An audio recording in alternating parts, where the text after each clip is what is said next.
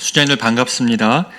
다 같이 기도함으로 우리 순장반 가이드 시작하겠습니다. 존귀하신 하나님 아버지, 우리가 창세기를 묵상하고 있습니다. 하나님께서 이 창세기에 그 위대하신 사랑, 그 창세기에 우리를 위하여 베풀으셨던 그 처음 선한 것의 아름다움을 우리가 눈뜨고 바라보며, 그러나 우리의 현실과 너무나 다른 이것 때문에 더욱 주의 나라를 소망하는 우리 될 수 있도록 주께서 역사하여 주시옵소서. 우리의 눈을 띄워서 이 말씀 가운데 베풀어 두신 주님의 은혜가 무엇인지를 깊이 알고 또 순원들과 함께 나누는 우리 커맨시 교회 될 수 있도록 성령께서 함께하여 주시옵소서. 맡겨드리며 예수 그리스도의 이름으로 기도합니다. 아멘. 예수님들 반갑습니다. 창세기 이제 세 번째 과인데요. 우리 오늘 본문이 창세기 3장 1절부터 24절 전체의 내용인데 같이 한번 읽어보겠습니다. 제가 쭉 읽어가겠습니다. 그런데 뱀은 여호와 하나님이 지으신 들짐승 중에 가장 간교하니라. 뱀이 여자에게 물어 이르되 하나님이 참으로 너희에게 동산 모든 나무의 열매를 먹지 말라 하시더냐. 여자가 뱀에게 말하되 동산 나무의 열매를 우리가 먹을 수 있으나 동산 중앙에 있는 나무의 열매는 하나님의 말씀에 너희는 먹지도 말고 만지지도 말라 너희가 죽을까 하노라 하셨느니라. 뱀이 여자에게 이르되 너희가 결코 죽지 아니하리라. 너희가 그것을 먹는 날에는 너희 눈이 밝아져 하나님과 같이 되어 선악을 알 줄 하나님이 아심이니라. 여자가 그 나무를 본즉 먹음직도 하고 보암직도 하고 지혜롭게 할 만큼 탐스럽기도 한 나무인지라. 여자가 그 열매를 따먹고 자기와 함께 있는 남편에게도 주매 그도 먹은지라. 이에 그들의 눈이 밝아져 자기들이 벗은 줄을 알고 무화과 나무 잎을 엮어 치마로 삼았더라. 그들이 그날 바람이 불 때 동산에 거니시는 여호와 하나님의 소리를 듣고 아담과 그의 아내가 여호와 하나님의 낯을 피하여 동산 나무 사이에 숨은지라. 여호와 하나님이 아담을 부르시며 그에게 이르시되 네가 어디 있느냐. 이르되 내가 동산에서 하나님의 소리를 듣고 내가 벗었으므로 두려워하여 숨었나이다. 이르시되 누가 너의 벗었음을 내게 알렸느냐. 내가 네게 먹지 말라 명한 그 나무 열매를 네가 먹었느냐. 아담이 이르되 하나님이 주셔서 나와 함께 있게 하신 여자 그가 그 나무 열매를 내게 주므로 내가 먹었나이다. 여호와 하나님이 여자에게 이르시되 네가 어찌하여 이렇게 하였느냐. 여자가 이르되 뱀이 나를 꿰므로 내가 먹었나이다. 여호와 하나님이 뱀에게 이르시되 네가 이렇게 하였으니 내가 모든 가축과 들의 모든 짐승보다 더욱 저주를 받아 배로 다니고 살아있는 동안 흙을 먹을지니라.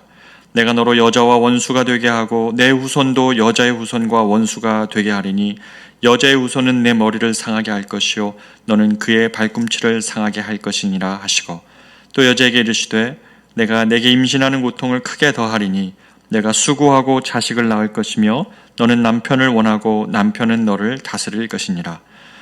아담에게 이르시되 네가 내 아내의 말을 듣고 내가 내게 먹지 말라 한 나무의 열매를 먹었은즉 땅은 너로 말미암아 저주를 받고 너는 내 평생에 수고하여야 그 소산을 먹으리라. 땅이 내게 가시덤불과 엉겅퀴를 낼 것이라. 내가 먹을 것은 밭의 채소인즉 네가 흙으로 돌아갈 때까지 얼굴에 땀을 흘려야 먹을 것을 먹으리니 네가 그곳에서 취함을 입었으리라. 너는 흙이니 흙으로 돌아갈 것이니라 하시니라. 아담이 그의 아내의 이름을 하와라 불렀으니 그는 모든 산자의 어머니가 됨이더라. 여호와 하나님이 아담과 그의 아내를 위하여 가죽 옷을 지어 입히시니라. 여호와 하나님이 이르시되 보라 이 사람이 선악을 하는 일에 우리 중 하나같이 되었으니 그가 그의 손을 들어 생명나무 열매도 따먹고 영생할까 하노라 하시고 여호와 하나님이 에덴 동산에서 그를 내보내어 그의 근원이 된 땅을 갈게 하시니라. 이같이 하나님이 그 사람을 쫓아내시고 에덴 동산 동쪽에 그룹들과 두루 도는 불칼을 두어 생명나무의 길을 지키게 하시니라. 아멘. 우리가 이제 3장의 인간의 범죄하는 장면을 우리가 3과에서 다루게 됩니다. 3과의 핵심은 인간이 이제 죄를 범하는 것인데요. 이 죄가 그냥 단순한 실수가 아니라 인간이 하나님을 향한 반역이라는 것에 초점이 되어져 있습니다. 우리는 가끔 죄가 실수처럼 여깁니다. 그러나 죄의 본질에 가면요, 죄의 본질은 하나님을 거절하는 것이고 하나님을 향한 어떨 때는 반역하는 것입니다. 하나님을 공개적으로 싫어하는 것이거든요. 인간이 이 죄를 이런 방식으로 봐야만 하나님께로 돌아갈 수 있습니다. 심리학적인 죄가 아니라 내가 하나님을 반역했고 하나님을 떠나버렸던 것, 내가 하나님이 된 것이라는 사실을 깨달을 때에 오늘 이 3과는 은혜로 우리에게 다가올 것입니다. 분명히 범죄한 인간의 내용인데 이것을 어떻게 하나님이 은혜로 바꾸어 가시는지 오늘 과를 통해서 저와 여러분 함께 나눠봤으면 좋겠습니다. 들어가면 내용은 각자 읽어보시고요. 첫 번째 본문 속으로 들어가 보겠습니다. 인간의 반역은 하나님의 말씀의 선하심을 불신하게 합니다. 라고 첫 번째 단락을 이렇게 이 문장으로 요약해 봤습니다. 1번 문제를 한번 볼까요? 성경은 뱀의 가장 중요한 특성은 무엇이라고 말씀하고 있습니까? 라고 할 때 지금 문제의 잘못 참고 구절이 올라갔는데요. 3절이 아니고 1절입니다. 죄송합니다. 1절을 제가 읽어보겠습니다. 그런데 뱀은 여호와 하나님이 지으신 들짐승 중에 가장 간교하니라. 뱀이 여자에게 물어 이르되 하나님이 참으로 너희에게 동산 모든 나무의 열매를 먹지 말라 하시더냐. 여기서 갑자기 뱀이 등장하는데요. 이 뱀이 어떤 존재인가 하느냐는 매우 중요한 이 3과를 이뤄가는 주제이죠. 계시록 20장 1절 2절에서 이 뱀이 어떤 존재인지에 대한 설명을 성경은 하고 있습니다. 제가 읽어보면 또 내가 보매 천사가 무저갱의 열쇠와 큰 쇠사슬을 그의 손에 가지고 하늘로부터 내려와서 용을 잡으니 곧 옛뱀이요 마귀요 사탄이라. 이 옛뱀의 정체에 대해서 성경은 그 옛뱀이 바로 마귀 곧 사단임을 말씀해 주고 있죠. 마지막 날 이 사단을 어떻게 해요? 천사가 와서 사로잡고 그것을 그 활동을 정지시키는 일이 있을 것이라고 성경은 말하면서 그 존재가 사단이라고 말하고 있습니다. 성경은 이 사단의 대표적 특성을 뭐라고 말하고 있습니까? 간교함이라고 말씀하십니다. 간교함에 해당하는 히브리어 단어가 아룸인데요. 이 아룸이라는 단어의 뜻은 교활하고 영리하고 슬기롭다는 뜻을 가집니다. 다시 말해 사단은 어떤 존재입니까? 늘 사람을 넘어뜨리는데 아주 교활하고 영리합니다. 사단은 늘 하나님의 지으신 피조세계를 무너뜨릴 생각만을 가지고 있습니다. 이 교활하고 영리한 존재인 이 사단이 더군다나 영적 존재이고 능력이 있는 존재 아닙니까? 그러니 얼마나 이 존재가 우는 사자처럼 사람에게 달려들고 또 간교한 뱀처럼 말로 사람들에게 접근하면 얼마나 쉽게 사람이 넘어지겠습니까? 1절에서 우리는 이 사단이 교활하게 하와에게 접근하는 것을 지난 주일에 우리가 살펴보았습니다. 아담이 하와를 선택하는 것은 하와가 직접 선악과를 먹지 말라는 말씀을 듣지 않았기 때문에 그랬다는 거죠. 하와는 이 말씀 뒤에 선악과를 따먹지 말라는 말씀하신 이후에 창조가 되었습니다. 아담만이 그 말씀을 들었고 하와에게 그걸 전해줬죠. 그렇지만 전해 들은 말씀은 하와에게 책임의 정도가 약했을 것입니다. 사단은 바로 이 약한 고리를 틈타서 하와에게 접근했던 것입니다. 얼마나 교활한지요. 이것은 주일의 말씀처럼 우리가 하나님 말씀을 직접 들어야 될 이유가 여기에 있습니다. 매일매일 우리가 주님의 말씀을 사모함으로 내가 그 말씀과 씨름하고 그 말씀 앞에 말씀을 통해 하나님 앞에 서는 것이 얼마나 중요합니까? 이 약한 고리를 우리에게 사담에게 틈을 줘서는 안 되겠죠. 수녀님들 언제 말씀 계속 읽고 계십니까? 혹시 말씀을 읽기를 중단하신 분 계시다면 큰 위험에 지금 노출되어 있다고 생각해도 과언이 아닙니다. 매일매일 먹어야 될 말씀만이 우리가 오늘 하루 길을 걸게 하는 능력이기 때문에 그렇습니다. 사단은 창조 세계를 망가뜨릴 때에 하나님의 형상으로 지음받은 사람을 넘어뜨리면 된다는 것을 잘 압니다. 사람이 하나님의 지으신 창조 세계에서 그 하나님이 맡기신 그 동산의 대리통치자로서의 소임을 마땅하고 신실하게 감당할 때의 동산은 아름다운 것인데 그 인간을 넘어뜨리면 그가 하나님의 형상을 잃을 것이고 그러면 그 피조 세계도 망가진다는 것을 잘 알고 있었습니다. 그래서 사단은 지혜롭게 사람에게 접근했던 것이고 그 중에서도 하와에게 접근했던 것입니다. 이처럼 사단이라는 존재가 매우 지혜롭기 때문에 우리가 주일에 말씀드린 것처럼 사단과 변론해서 이길 수는 없습니다. 예수님 말씀처럼 사단아 사단아 말씀을 인용하시면서 내 하나님만 경배하라, 내 하나님을 시험하지 말라 하며 사단을 향해서는 내 사단아 예수 그리스도를 명하노니 물러가라 라고 우리가 선포하며 이기는 것입니다. 이번 문제를 볼 때요, 교활한 사람을 만나면 그의 말을 액면 그대로 믿지 말고 저희가 무엇인지 살펴보아야 합니다. 간교한 뱀은 하와에게 어떻게 했습니까? 하나님에 대한 의심부터 불러일으키기 시작했습니다. 1절에서 5절을 통해 사단은 하나님에 대한 어떤 의심을 들게 하고 왜곡하고 있습니까? 라는 질문인데요.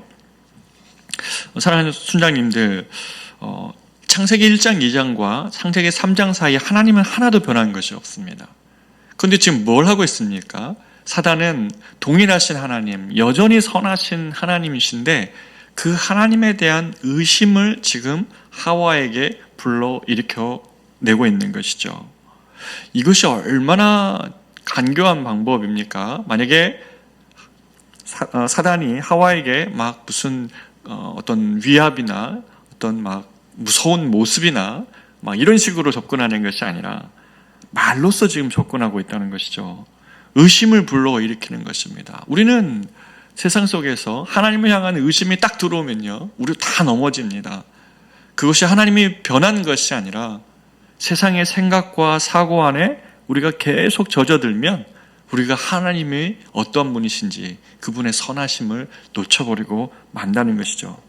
지금 사단이 하고 싶은 것이 바로 그것인데요, 사람을 넘어뜨리는 방법에는 여러 가지가 있죠. 그 중에 하나가 그의 행동과 선택의 근간을 이루는 신념과 믿음을 무너뜨리면 됩니다. 주일 설교에서 말씀드린 것처럼 어떤 아버지가 일로서 자신의 삶을 증명하고 또 그 일의 성실함과 진실함으로 회사에서 인정받고 싶은데 늘 아부하고 늘 줄서기 잘하는 사람, 그 사람이 늘 승진할 때 그 아버지의 마음이 무너질 때가 있을 수 있죠. 전세자금을 마련하거나 또는 애가 학교에 가야 되는 이러한 때가 되면 내가 이렇게 살아가는 것이 맞나, 이렇게 좀 정직하게 세상을 살아보려고 하는 것이 맞는가라는 그의 신념이 송두리째 무너뜨려지는 상황에 놓일 때가 있다는 거죠. 지금 사단이 하와에게 접근해서 하고자 하는 것이 바로 그것입니다. 하나님이 과연 선하시냐라는 질문을 그에게 던짐으로 인해서 하와가 하나님과 함께 누렸던 그 모든 것들에 대해서 다 잊어버리게 하고 그 하나님을 향한 선하심에 대한 그 믿음, 신념, 이것을 무너뜨리려고 하고 있는 것입니다. 이 사단이 지금 하와에게 접근해서 근본적으로 불러일으키는 의심의 내용이 무엇입니까? 하나님은 사람에게 선하신가? 라는 질문에 이런 질문을 지금 사단은 하고 있는 것인데요. 사단이 여기에 지금 집중하게 하고 있는 것인데요. 첫 번째, 1절부터 5절의 내용을 요약하면 이겁니다. 첫 번째, 사단은 사람에게 하나님께서 주신 것으로 누리고 있는 은혜보다 허락되지 않은 한 가지에 집중하게 하는 것이죠. 한번 생각해 보십시오.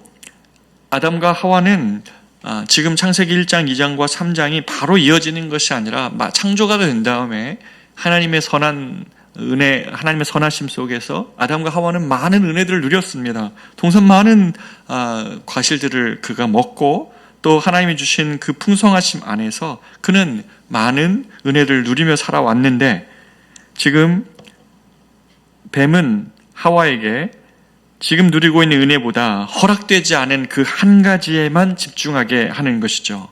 보암직도 하고 탐스럽기도 하고 또 그 금지된 그 하나가 너무너무 다른 것보다 내가 갖고 싶게 하는 그 한 가지로 만들어버리고 있는 것이죠. 그 한 가지만 허락하면 하나님은 선하신데 라고 생각하게 한다는 것이죠. 또 어떻습니까? 하나님은 사람의 자유를 억압하는 분으로 생각하게 합니다.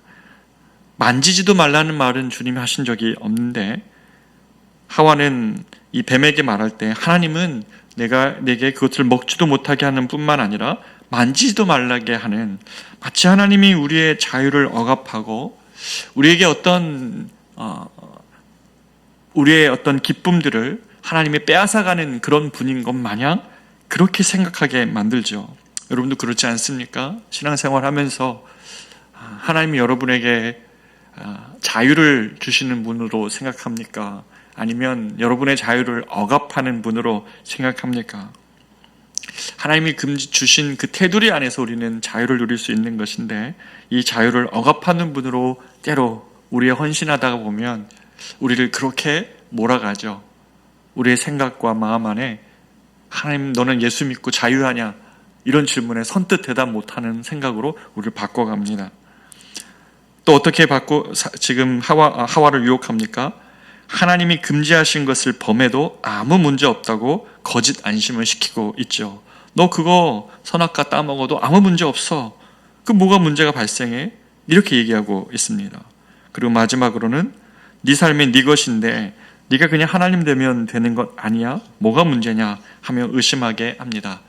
네가 이것을 먹으면 하나님이 네가 눈이 밝아진다는 것을 아셨기 때문에 그거 좋은 거 주지 않으려고 하시는 거야 라고 지금 말하고 있는 것이죠. 네가 그냥 선악을 하나님이 정하시는 것이 아니라 네가 하나님 되어서 그 선악 그냥 정하면 되는 거야. 뭐가 문제야? 라고 말합니다. 이런 마음을 사람에게 계속 주입함으로 하나님이 선하신 분이신가에 대한 믿음을 사단은 지금 빼앗아 가고 있습니다. 오늘 이것은 비단 창세기 3장의 하와만 받는 유혹이 아닙니다. 우리도 이런 유혹 받지 않습니까? 창세기가 신화가 아닌 것은 사단이 오늘도 이 똑같은 방법으로 수많은 사람을 하나님으로부터 떠나게 하고 그 믿음을 잃어버리게 하는 것이시기 때문입니다. 이 지점에서 우리는 순원들과 나눠봐야 됩니다. 나는 누구의 말을 듣고 있는가? 지금 세상은 다 이 이야기 하는 것 아닙니까?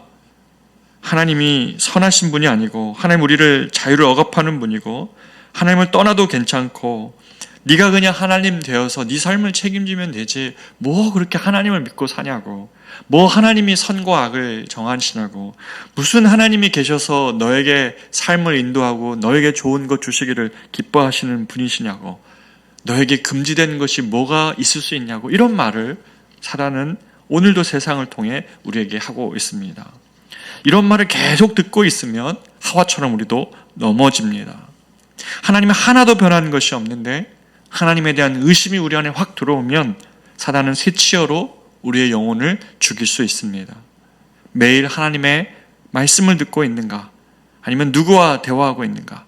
우리의 영혼의 이 대화를 누구랑 하고 있는가? 우리가 돌아보아야 될 것입니다. 이번 문제에서는 이 교활한 사단은 하나님에 대한 선하심을 왜곡하고 있죠. 의심을 불러일으켰습니다.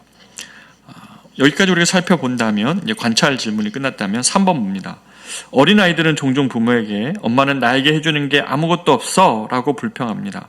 이 말은 에덴 동산에서 사단이 하와를 향해 한 공격과 일맥상통합니다. 하나님이 주신 자유와 은혜보다 하나님이 금지하신 것에 초점을 맞추면 어떤 일이 벌어집니까?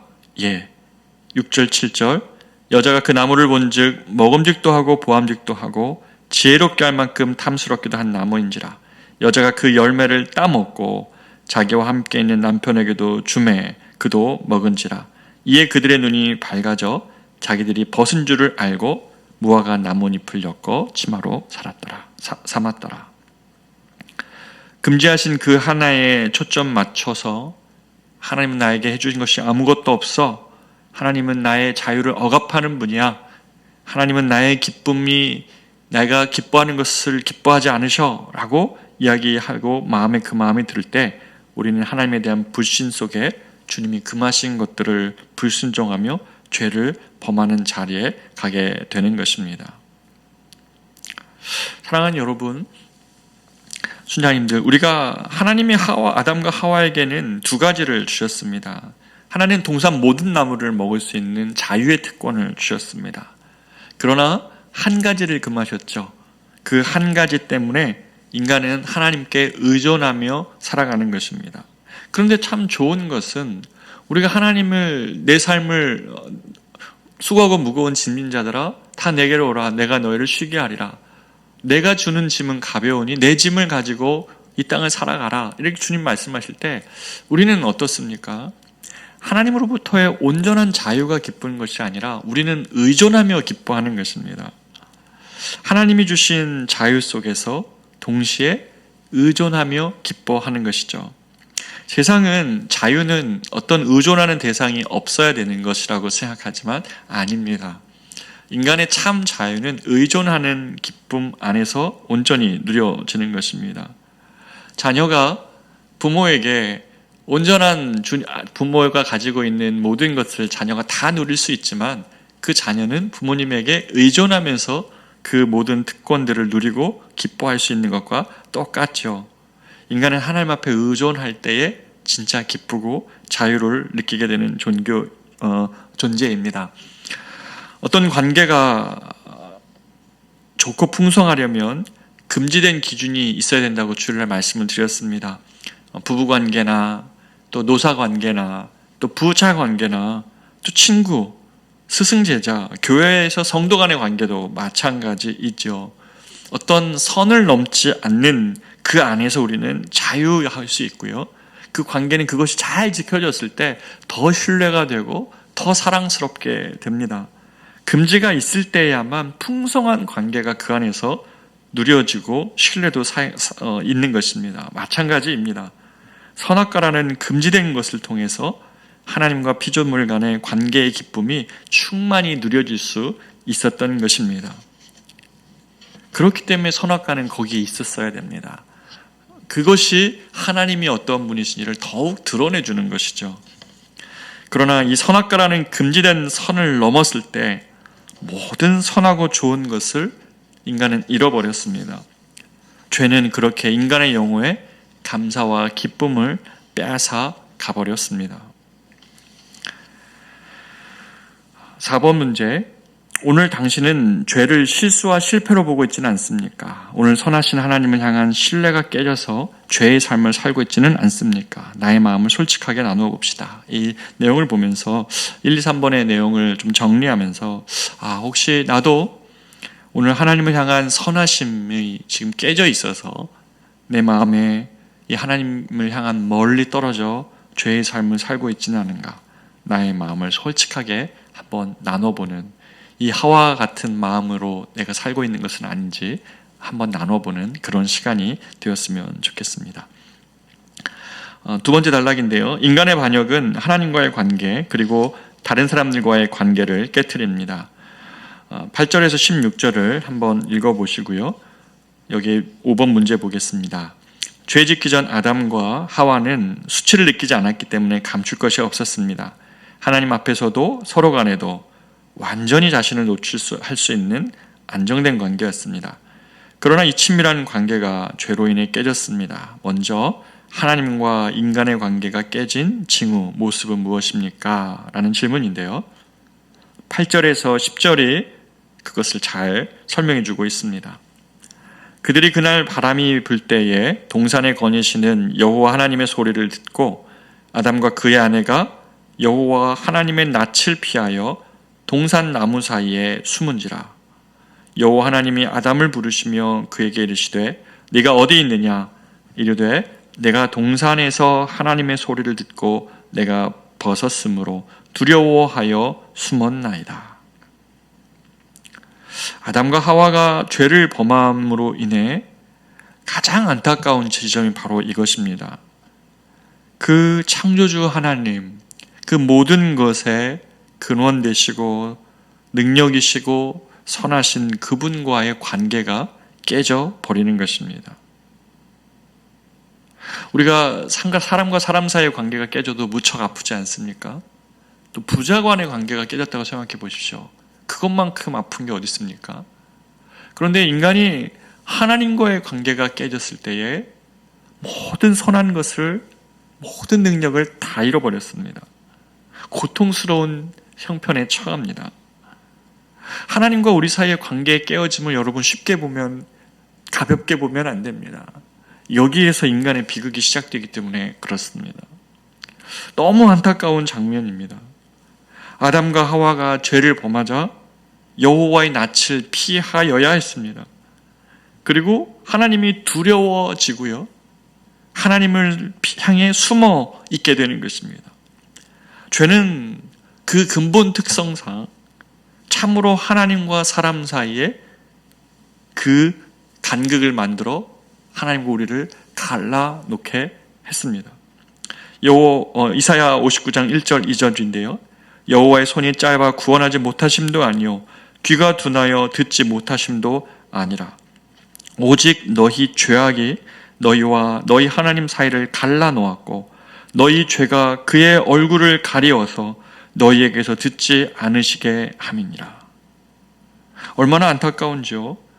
너희 죄악이 너희와 너희 하나님 사이를 갈라놓았다라고 말하는 것입니다. 너희 죄가 하나님의 얼굴을 가리워서 너희에게서 듣지 않으시게 하게 되었다는 것입니다. 우리는 이 본문을 보면서 최초의 인간인 아담과 하와가 하나님께서 어떻게 멀어졌는지를 보아야 합니다. 죄를 범한 인간이 하나님의 형상을 잃어버리고 하나님의 모든 부여하심에서 끊어지면서 하나님으로부터 멀어진 것입니다. 이 인간의 비극은 인간 스스로 이제는 더듬어 하나님을 자기 지혜로 찾을 수도 없고 갈 수도 없게 되었습니다. 이 에덴이 죄 범한 이후에 닫혀버린 것처럼 인간은 스스로 이제 하나님께로 갈 수가 없습니다. 하나님이 계신 곳에 이를 수 없습니다. 모든 사람이 죄를 범하였으며 하나님의 영광에 이르지 못하는 것입니다.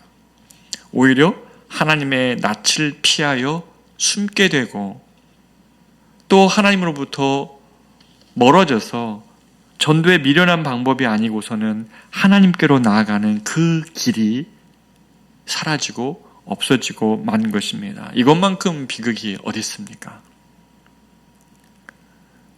우리의 죄가 우리와 하나님 사이를 갈라놓고 있을 때에 The way, 오직 그리스도만이 우리를 주님께로 다시 데려가게 하시고 주님과 우리 사이를 화목하게 하시고 주님께로 나아가는 길을 여시는 분이 바로 오직 예수 그리스도밖에 없으신 이유입니다. 오늘 이 5번 문제를 보면서 하나님과 우리 사이를, 하나님과 인간의 이 이상의 이 비참함, 스스로 주님께 나아가지 못하는 이 세상을 바라보며 오직 예수만이 the way, 더 그 길이라는 사실을 우리가 다시 한번 확인했으면 좋겠습니다. 오늘 본문에는 창세기에는 그런데 이렇게 하나님의 낯을 피하여 나무 사이에 숨은 그를 향하여 찾아오시는 소망의 이야기가 있습니다. 저는 창세기를 이렇게 쭉 살펴보면서 창세기는 분명히 인간의 이 타락의 안타까운 장면을 보여주지만 그 이후로도 5장, 4장, 9장 많은 인간의 어떤 죄의 어떤 이야기들이 나오지만 창세기에는 동시에 소망의 빛이 있습니다. 저는 이것이 너무나 기쁩니다. 창세기 지금 아담이 숨어 있을 때에 아담은 주님을 찾아갈 수 없지만 주님은 아담을 찾아가십니다. 길 잃은 한 양, 오늘 누가복음의 오늘 말씀 묵상처럼 99마리 양을 제쳐두고 한 마리 길 잃은 양을 찾아 나서는 목자 되신 하나님이 계십니다. 하나님이 아담을 부르시면서 찾아 나서시면서 아담아 네가 어디 있느냐, 어디 있느냐, 아담아 네가 어디 있느냐, 그를 찾아 나서십니다.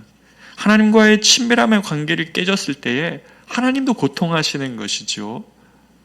하나님은 그 고통 속에서 잃어버린 자를 찾아 다니시는 것입니다. 아담아 네가 어디 있느냐.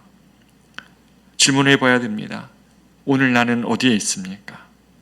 죄 가운데 숨어 지내갈 저 광야 끝에 가 있고 저 바다 끝에 갈지라도 거기서도 주님이 나와 함께 하신다는 시편 139편의 고백처럼 하나님은 오늘도 당신의 백성을 찾아 나서시고 죄인을 찾아 나서십니다.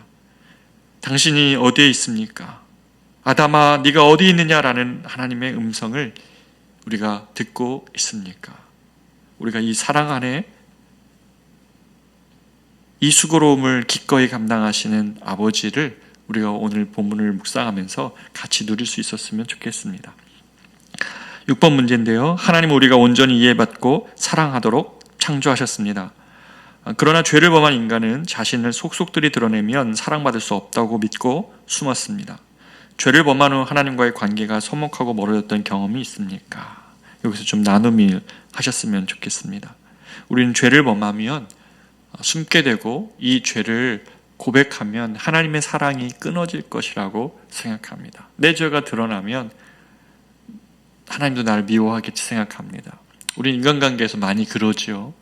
내가 이 사람에게 나의 본 모습을 보여주면 이 사람은 분명히 나를 실망할 거야. 나에게서 떠날 거야. 우리 모두에게는 이러한 두려움이 있습니다. 그 두려움이 사람과 사람 사이에 친밀한 관계를 막지요. 우리는 다 죄 가운데 거하면 그럴 수 있습니다. 그런데 주님은 어떻게 이 관계를 바꾸어 가셨습니까?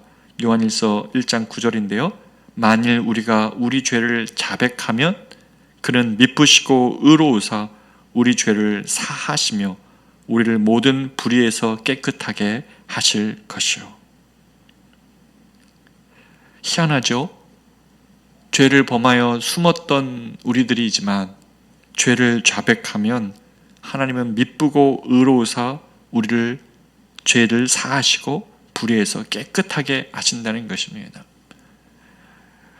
숨어 지내던 우리가 이 관계에서 이 모습에서 헤어나올 수 있는 유일한 길은 우리가 아직 죄인 되었을 때 우리를 위하여 자기 자신을 버리신 주님께로 나아가는 길밖에 없습니다.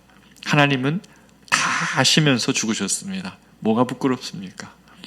하나님의 전능하심은 우리의 죄를 다 아시지요. 오직 우리가 죄를 자백하고 그 관계 안으로 우리를 위해 찾아나시는 주님 앞에 그 관계 앞으로 나의 죄를 고백하며 그 죄를 부끄러워하지 않으시고 그 죄를 기쁘게 사하시는 그 주님 앞에 나아갈 때에야만 진짜 관계가 회복되는 것입니다. 하나님의 관계가 멀고 서먹서먹하다면 얼른 주님께로 다시 나아가야 됩니다. 우리가 아마 교회에서도 이렇게 성도를 향한 사랑과 우리 안에 은혜가 충만하다면 우리의 연약함조차도 우리의 죄조차도 부끄러움조차도 하나님 앞에 서로에게 좀 내어놓고 같이 기도할 수 있는 그런 믿음의 관계까지 나아가는 것이 이상일까요? 그럴 수 있었으면 좋겠습니다. 하나님은 그런 은혜를 우리의 공동체 가운데 주시기를 바랍니다. 거기까지 우리가 자라갈 수 있었으면 좋겠습니다. 7번입니다. 죄는 하나님과의 관계만 아니라 다른 사람과의 관계도 깨트렸습니다.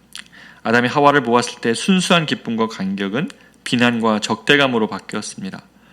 친밀했던 관계의 깨어짐 안에는 죄가 늘 도사리고 있습니다. 이런 경험을 하신 적이 있습니까? 6번이 이제 죄가 하나님과 우리 사이를 깨트렸다면 그 죄는 인간과 인간 사이의 관계도 깨트린다는 것이죠. 지금 창세기 3장에는 인간관계가 이제 아담과 하와밖에 없기 때문에 이렇게 설명하지만 4장에 보면 어떻겠습니까? 가인이 동생 아벨을 죽이죠. 그러니까 부부관계만 깨어지는 것이 아니라 죄인 된 이후에는 형제관계도 깨지고요. 그 뒤후에는 뭐 수도 없죠. 인간의 어떤 5장, 6장 넘어가면서 하나님 보시기에 세상에 온통 그 부패와 그리고 6장에 볼까요? 딱 그 단어, 포악함. 6장 11절 같은 데 보면 하나님 앞에 온 땅이 부패하고 포악했다고 말합니다. 이 포악이 뭡니까? 인간을 향하여 막 죽이고 막 억압하고 이런 것들이 가득했다는 겁니다. 그러니까 모든 인간관계가 다 깨어져 버린 것이죠. 지금 3장에서는 남자 여자 사이의 관계, 아내와 남편 사이의 관계를 어떻게 깨뜨립니까? 2장 25절에 보면 22절 이하로 보면 주님이 아담에게 하와를 이끌어왔을 때 아담이 내 살 중에 살이요 뼈 중에 뼈라고 그렇게 감격하고 좋아했는데 그래서 그 둘은 평생 한 몸을 이루는 과정의 여정을 떠난 것인데 그리고 그들은 발가벗었으나 부끄러워하지 아니할 만큼 그러한 친밀함을 누리고 있었는데 이 죄로 인하여 어떻게 됩니까? 이 두 부부 사이가 완전히 깨집니다. 하나님께서 범죄한 아담에게 찾아오셔서 아담아 네가 왜 그런 일을 저질렀느냐라고 물으시니까 12절에서 아담이 뭐라고 얘기합니까? 아담이 이르되 하나님 당신이 주셔서 나와 함께 있게 하신 여자 그가 그 나무 열매를 내게 주므로 내가 먹었나이다. 아이고야, 이거 어떻게 되고 있습니까? 지금 하나님을 비난합니다. 그렇죠? 죄를 딱 직면되면 사람은 얼른 그 대상을 다른 사람에게 돌려야 됩니다.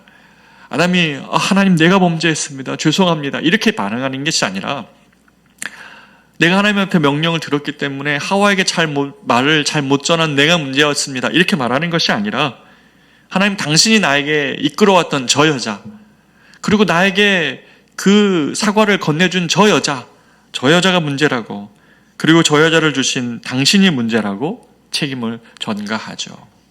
여러분 죄는 이런 특성을 가집니다. 늘 남에게 책임을 전가합니다. 하와만 그랬습니까? 아담만 그랬습니까? 하와도 그렇죠. 이번에는 하나님이 하와에게 직면하시자 13절에 여자가 이렇게 얘기합니다. 네가 어찌하여 이렇게 하였느냐 주님이 물으시니까 여자가 이르되 이번에는 뱀이 나를 꿰었으므로 내가 먹었나이다. 내가 범죄하였습니다가 아니라 뱀이 꿰었습니다가 지금 강조되고 있죠. 죄의 특성입니다. 아담과 하와 모두 죄에 대한 책임을 남에게 전가합니다. 왜냐하면 죄인은 스스로 자신의 죄를 인정할 수 없기 때문에 그렇습니다. 이것이 인간의 비극이죠. 나는 옳고 저 사람이 문제라는 것이 모든 관계를 깨트리는 본질 안에 있습니다. 우리는 이 틀에서 스스로 벗어나지 못합니다. 그리고 세상의 모든 깨어진 관계는 바로 여기에서 비롯됩니다. 이렇게 볼 때, 세상을 볼 때, 그렇구나.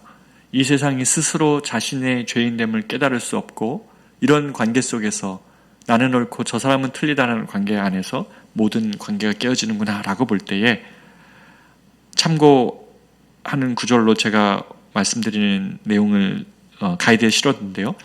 오직 하나님의 은혜만이 자신의 죄인됨을 깨닫게 합니다.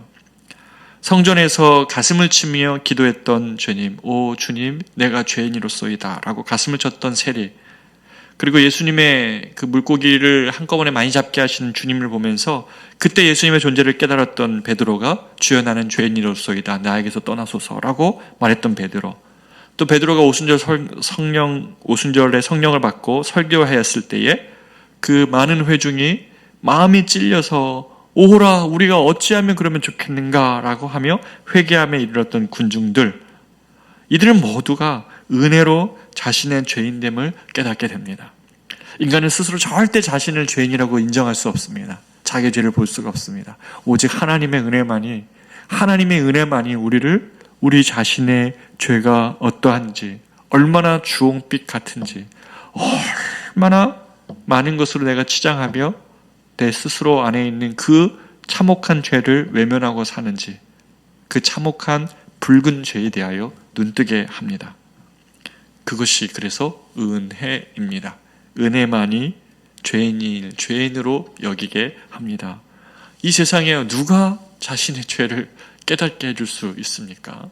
이 세상에 그 어떤 것이 모든 관계 안에 깨어짐에 있는 죄의 모습을 내 문제라고 고백하게 하는 능력이 됩니까?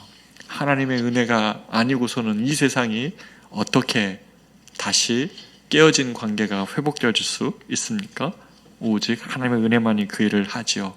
죄인을 돌이켜 죄인입니다 라고 자신이 죄인이라고 고백할 수 있게 합니다. 정리하자면 죄는 인간과 하나님의 관계를 깨트립니다. 그리고 죄는 사람과 사람 사이의 관계를 깨트려 버렸습니다. 그리고 인간의 반역은 마지막으로 선한 세상을 파괴합니다. 8번 문제입니다. 인간의 죄로 인해 하나님의 선한 세상은 어떻게 파괴되었습니까? 17절에 19절인데요. 아담에게 이르시되 네가 내 아내의 말을 듣고 내가 내게 먹지 말라 한 나무의 열매를 먹었은즉 땅은 너로 말미암아 저주를 받고 너는 내 평생에 수고하여야 그 소나산을 먹으리라. 땅이 내게 가시덤불과 엉겅퀴를 낼 것이라. 내가 먹을 것은 밭의 채소인즉 내가 흙으로 돌아갈 때까지 얼굴에 땀을 흘려야 먹을 것을 먹으리니 네가 그곳에서 취함을 입었음이라. 너는 흙이니 흙으로 돌아갈 것이니라 하시니라. 인간의 범죄는 하나님과 우리 사이의 관계를 깨트리고 사람과 사람 사이의 관계를 깨트리는 것을 넘어서 피조세계에도 영향을 미쳤습니다. 피조세계는 인간의 범죄로 인해 함께 저주를 함께 받았습니다. 인간만이 받은 게 아니라는 겁니다. 하나님의 형상을 가진 인간이 행복하게 소명을 감당함으로 동산을 경작하고 지키는 것이 아니라 이제 어떻습니까? 이 동산이, 이 피조세계가 땅이 저주받음으로 평생 수고해야 겨우 생존을 유지하는 곳으로 바뀌어버렸고, 땅은 노동에 대한 마땅한 대가가 아닌 가시덤불과 엉겅퀴, 그러니까 우리가 열심히 수고해도 그 수고에 맞는 대가를 얻게 하는 세상이 아니라는 것입니다. 인간은 땀 흘림을 피할 수 없는 존재가 되었습니다. 여기는 이게 긍정적인 땀 흘림이 아니죠.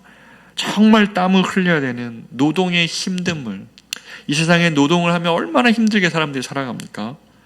그렇게 노동에 힘들게 살아야만 겨우 존재할 수 있는, 이것을 피할 수 없는 존재가 되고 말았던 것입니다. 창조의 이 처음의 모습을 떠올려 보면 창조는 질서와 조화 속에서 하나님의 영광을 드러내며 피조세계는 아름다웠습니다. 그러나 죄를 범한 이 피조세계는 이제 로마서 8장 말씀처럼 신음하고 있다고 말합니다. 자연이 인간을 공격하고 있는 것은 자연이 화가 난 것 같고요, 자연이 신음하고 있다고 로마서 8장 사도 바울은 말합니다. 그들이 다 탄식하고 함께 인간과 같이 고통을 겪고 있다고 로마서 8장 22절은 사도 바울은 이렇게 말하고 있는 것이죠. 그러면서 모든 피조물이 하나님의 아들들의 나타남을 고대하고 있다고 말합니다. 하나님의 형상을 회복한 하나님의 자녀들이 이 땅에 많아지기를, 예수를 통하여 회복되는 하나님의 형상을 가진 이들이 모든 세상 안에서 세상 질서를 다시 하나님의 나라, 하나님의 통치의 방식으로 다스리기를 소망하는 마음을 간절히 바라고 있다고 말하고 있는 것입니다. 얼마나 그래서 하나님의 형상이 회복되는 것이 중요합니까? 9번 마지막 문제입니다. 오늘 인간의 파괴적인 죄의 결과에도 우리 인간에게 희망의 실마리가 있습니다. 그것은 하나님이 아담과 하와를 나간에서 쫓아내시기 전에 무화과 나뭇잎 대신 짐승의 가죽옷을 입히셔서 수치를 가려주신 것입니다. 이것은 장차 스스로 희생제물 되셔서 우리의 죄를 대신하여 죽으시고 수치를 자신의 의로움으로 덮으실 예수님을 예표하고 있습니다. 피 흘림이 없으면 사함이 없기에 자신의 아들의 피 흘림으로 당신을 구원하신 예수님을 오늘 의지하고 사랑하고 있습니까? 9번 문제가 이제 오늘 과가 마무리되는 문제인데요.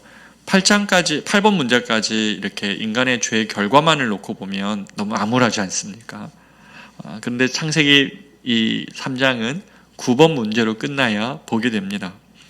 이런 창조 세계의 이 깨어진 모든 질서를 볼 때 너무나 안타깝지만 오늘 이것을 되돌리실 분이 한 분 계시다는 것입니다. 이 세상을 구원하실 분이 한 분 계시다는 것입니다.